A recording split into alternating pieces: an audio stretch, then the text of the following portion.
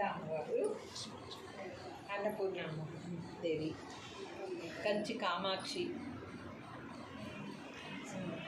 ఆవిడేమో ఆవిడ కూడా కొల్లూరు అమ్మవారు, మూకాంబిక అమ్మవారు.